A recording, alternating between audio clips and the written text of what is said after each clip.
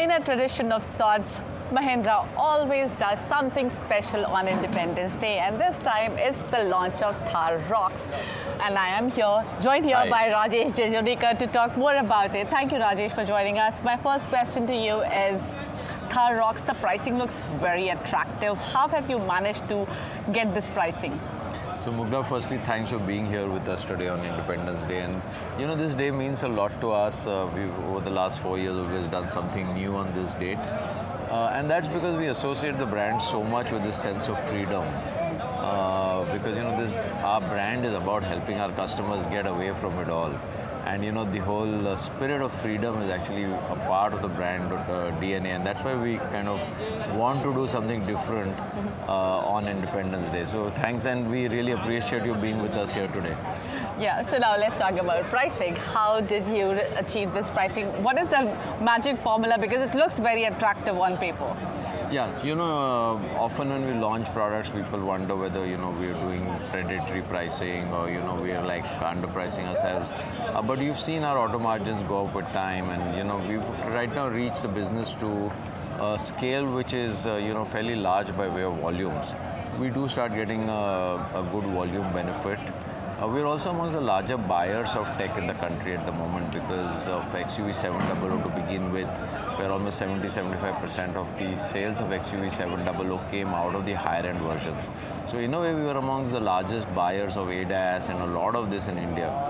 So many of the suppliers today, you know, seeing our commitment to bringing in or democratizing new technology, have localized technologies for us, and that is helping us carry that into newer and newer products because, you know, in our way of thinking as well, if the more we scale up volumes, the better pricing we get, and then we are able to create greater value for customers. Because Thar in its original form is a very popular product. But now, first question, how much did you invest in developing Thar Rocks?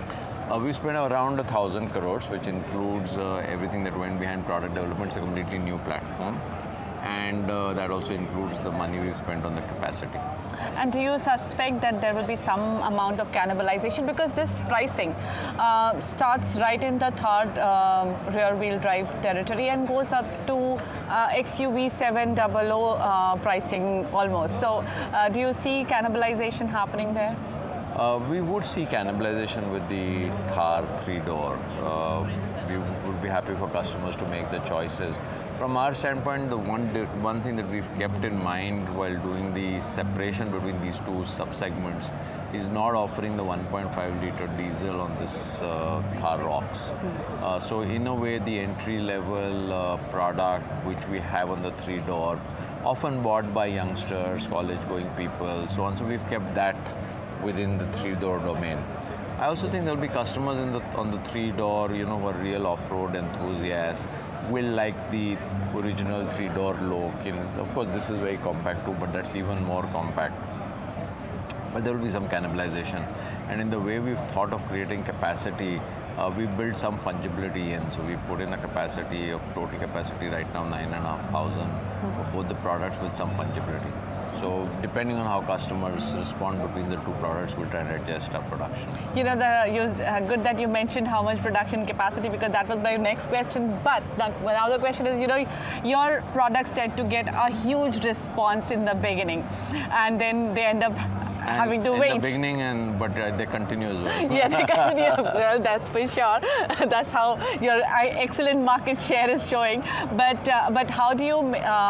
What's your plan on making sure that there's not too much of waiting period? Yeah, you know, this is we don't like the idea of waiting period anymore. You know, this was something which was unavoidable in the past because there were shortages and so on. But it's your customers don't like to wait today. Yeah. You know, there was a time when there were shortages across the board when customers were okay with waiting. But in today's times, customers don't like to wait. So, in a way, when we launch this, of course, we'll wait for customers to see the response. Test drive start on the, I think, 7th of September, and then, 14th of September, and then we open bookings around In the 3rd of October, and then So we'll wait and see the responses. More customers get to the product. Hopefully there'll be a lot of excitement. Initial excitement has been super over the last 2 days, and phones at our dealerships are buzzing with excitement. It's too early to say what the waiting period will be. Let's see how customers respond at the end of this. You know, you have built capacity over the last few years, but right now your capacity is around 49,000 per month. And I believe all of it is being consumed right now? No, we're not consuming all of it because, we did want to create some capacity, which, you have to keep some capacity for upsides. So over the last few months, we've been selling in the region of 42,000. So we're not consuming all the 49,000 that we've created, which is in line with our plan. Like we've said, this year we want to grow at mid to high teens, which is going to be much higher than the industry rate of growth. The industry is not in a very high growth momentum, even though we are expecting to grow at mid to high teens.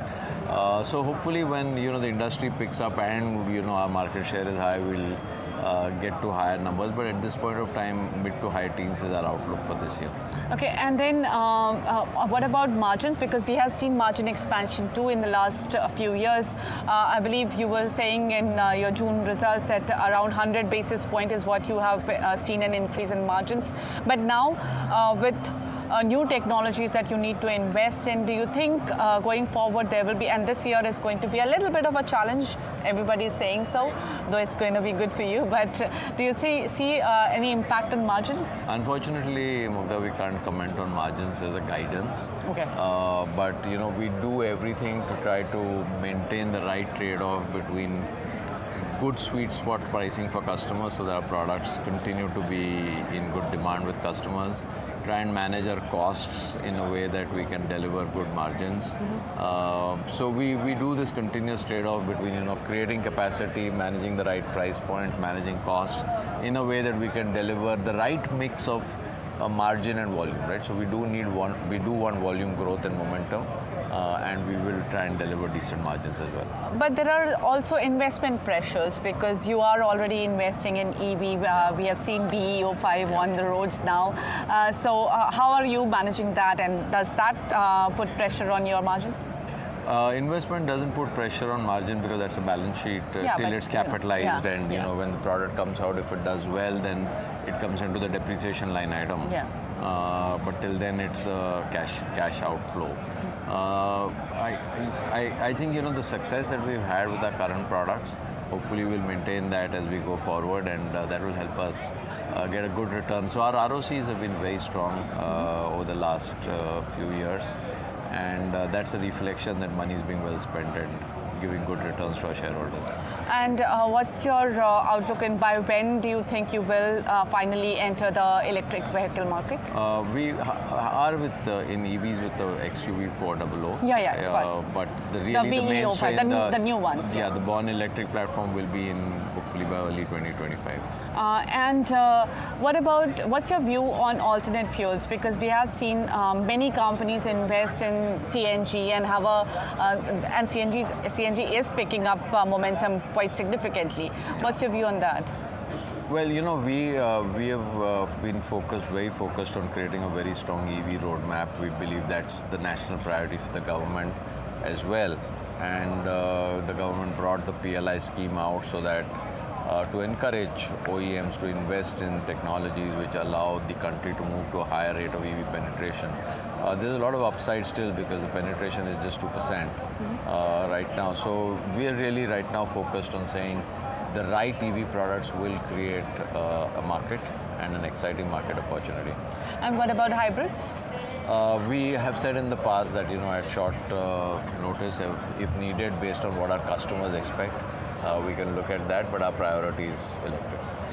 Your priority, but how short a notice that would be, and what is your assessment of the market as of now, as we start?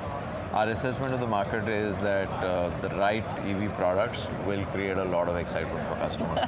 Just like the right Thar Rocks that has excited the market. All right. So now one last question from you is that what is your expectation for the industry? Of course, you said mid-teen growths for yourself, but what is your expectation from the industry? And also in terms of dealer level product accumulation, what's the update on that? We actually don't have so much dealer inventory. Our dealer inventory is in the region of maybe 4-5 days of inventory more than what we would like. We see that correcting over the next month or two as we get into festival season. All right. Thank you so much. Thanks a lot. Lovely being with you, and thanks for being with us here in Kochi Thank today. you so much.